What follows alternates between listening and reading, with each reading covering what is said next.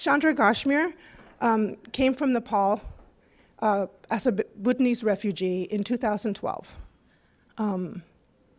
He's currently attending the University of Akron. He's got a double major. He's doing business and entrepreneurship. But he came from very humble beginnings. And he has to and had to create that for himself. The ability to go to school, the ability to survive. He works hard. He works every day. He goes to school and he helps his community. He is one of the best role models Akron has. And he's so young. And, you know, he's going to tell you his story. If I tell you too much about it, then, you know, what's the use of him coming up here to tell you his story? But he is a rising star. And Chandra, I have no idea where you're going to end up, but I would like for you to end up right here on the stage with me.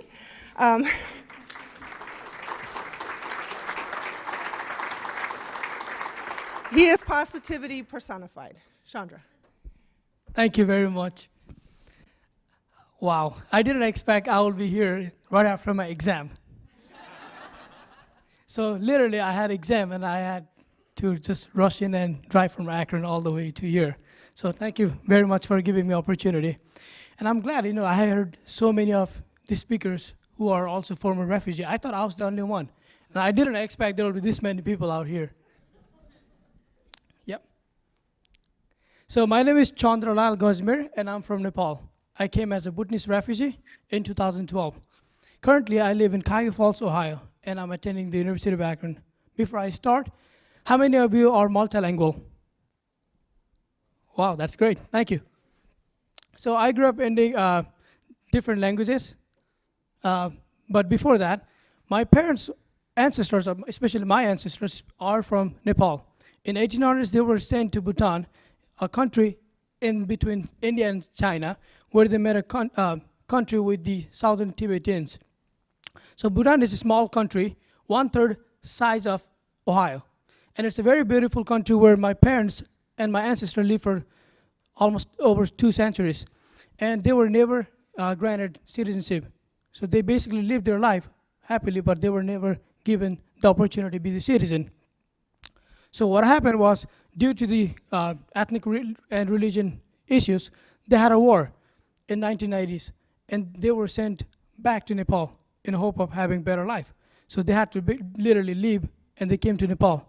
They were resettled in the eastern part of Nepal in 7 different camps, where my family were in the all the way east, in the nearby the Indian border. So we lived in there for over 20 years. I was born there. And in 2007, they had a civil war and a strike where they wanted to go back to the country, but they were not able to, where many people were killed and many people were hurted. So in 2009, the UNHCR came and gave the opportunity to resettle into 7 different countries around the world. So yeah, they also provided education with the help of Caritas Nepal, and they provided a better education, which was something like that. So we didn't have any tables or computers and anything like that. So we basically get a book or notebook, and we have to sit in the carpet. Sometimes, you know, whenever it rains in the monsoon, you will see water dropping in your head. Something that we did as a refugee was work like this. So in order to survive, you have to work. Without money or work, you have no other way of living. So my parents used to go to jungles and get firewoods and sell around the camps. Also, they used to do was break stones and sell to locals. They also had to do intense labor work in other construction areas and towns. So by doing that, my mother was able to afford Nepali rupees 300 just to get that picture. And that was 3 days of intense labor work. And to be surprised, I'm the youngest one. So when we came over here, that's actually my brother and I. That's when we came here, and that's after 5 years. So when we came here, we came to this little town called Rock Island, Illinois, where we didn't have any idea where we were.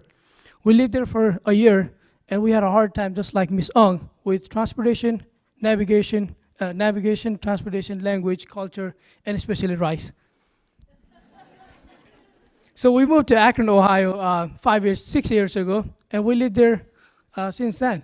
So I went to school out there, and we had a school activity, after school activity called Thrive, where we actually went and learned different languages and different cultures, as well as English language, because it was a very diverse community. And they were made out of many refugees. Those picture was the ones that we started, and these are the ones that after graduation. So it's after 5 years, basically.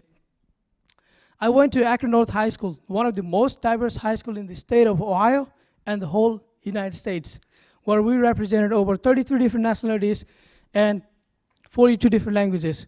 And I was the team captain of my soccer team, where we didn't have any Native American students.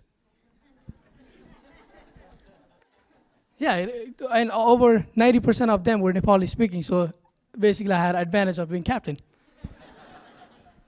So during my sophomore year of my high school, I was chosen as the first student ambassador of the whole Akron Public School by my principal. And I had no idea what ambassador was, so I basically went to these conferences and I had to speak. And I ended up being the main student of the whole Akron Public School.